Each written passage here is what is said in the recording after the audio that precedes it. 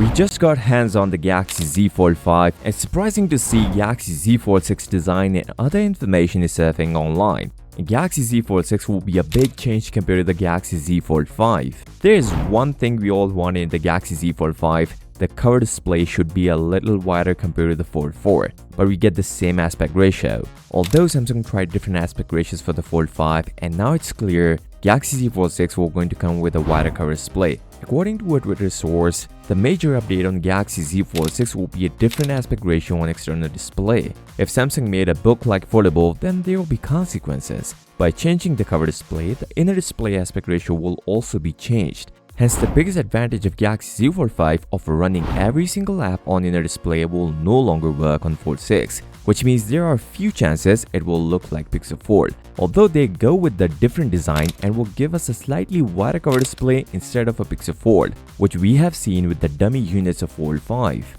There's something more to it. According to the same source, Samsung will not going to change the image sensor on Fold 6. It is too early to talk about this, but it seems like we are going to see the same camera numbers as Fold 5, 50 megapixel main shooter, which is not good as Samsung is going with the 50 megapixel sensor in the upcoming Galaxy Z Flip 6, indicating we might see a 108 megapixel sensor on Fold 6, which seems like it's not gonna happen. The biggest concern with the foldable phones is durability, where the Fold 5 comes with the IPX8 rating only for water resistance, although Samsung used a new water drop hinge, which makes Fold 5 a flat folded device. According to TMRU, they are working on dust protection for the foldables, and it is difficult due to many moving parts in the foldable phones, but you guys have to wait a little longer. This statement was given in the time of Fold 5 launch, which means if we wait a little longer, Galaxy Z Fold 6 might feature a dust protection. It is achievable since Motorola gave us the IP52 on Motorola Razr 40 Ultra,